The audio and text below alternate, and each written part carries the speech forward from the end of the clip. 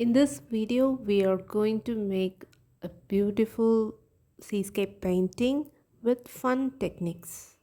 This is the first painting in Watercolor Seascape series. This is the sketch needed for this painting and the link to the sketch is available in the description. I'm sticking the masking tape over the horizon to prevent the flow of pigment below that specified line.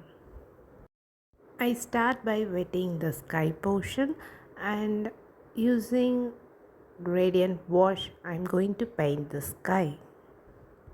I'm using cobalt blue to paint the sky. After laying few brush strokes, dip the brush in water and let down the pigment so that there is only minimal amount of pigment in the brush. Then go over on the paper so that you will get the gradient effect. After painting the sky, wipe the water near the tape to prevent formation of cauliflower effect. Now my paper is completely dry, so I remove the masking tape which is sticked over the horizon. Using wet on wet technique, we are going to paint the sea using indigo color.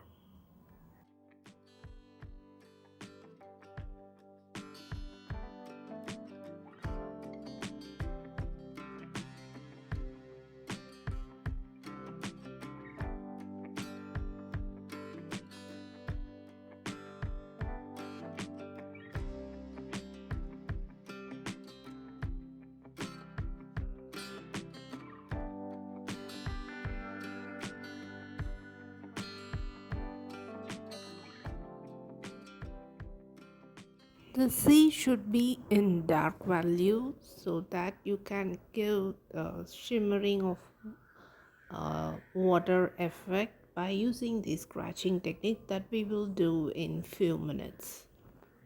So the point is the sea should be in dark value for that. After painting the sea, allow the paper to dry completely. While painting the sea with indigo pigment, I painted slightly inside the rock. So using a damp brush, I'm lifting the pigment from the rock.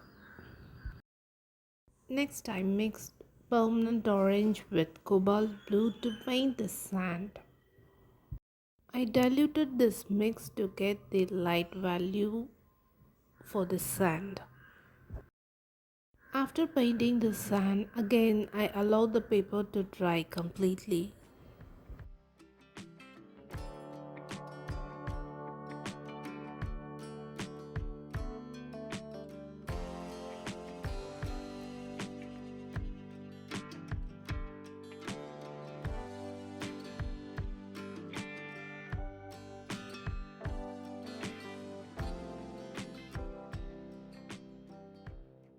Once the paper is completely dry, use a scratching tool.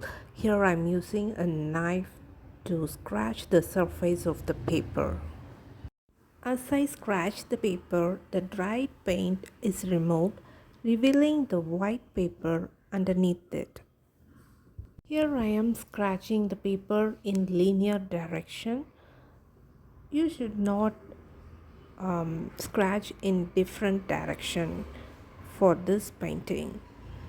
However, you can change the pressure on the scratching tool to get various effects according to the need.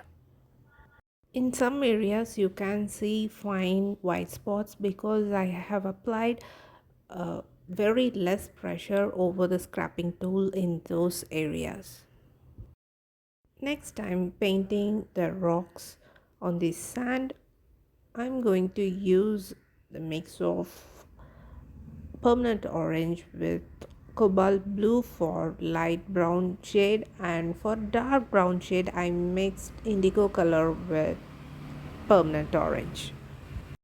To paint this rock, I used cobalt blue mixed with permanent orange, and I left some highlight area for the sunlit spot to show that the area is lit by the sun. Here for the dark shade, I'm using indigo color mixed with permanent orange.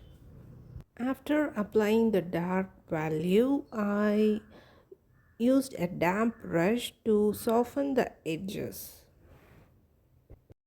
Again, I darkened the spots where the sunlight has not hit on that area. Using the same concept, I'm going to paint the other rocks. That is, you have to leave some highlight area, and there should be a middle value and a dark value. Dark value is the place where the sunlight has not hit over that area, and the highlight is the space where the sunlight has hit on that area. I will add the reference photo in the description so that you will get an idea where the highlight should be and where the medium value and dark value should be. My painting will not be exact same as the reference photo. I have simplified the image so that the painting could be easy and fun.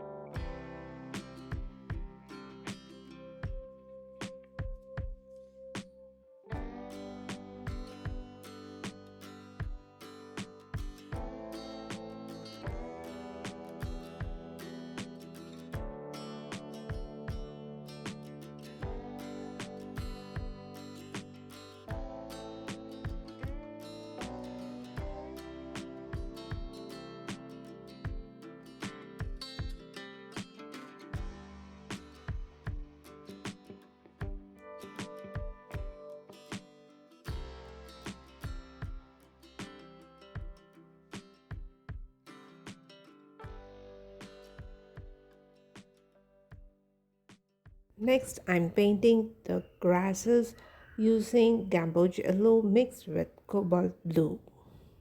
For dark green, I mixed gamboge yellow with indigo color.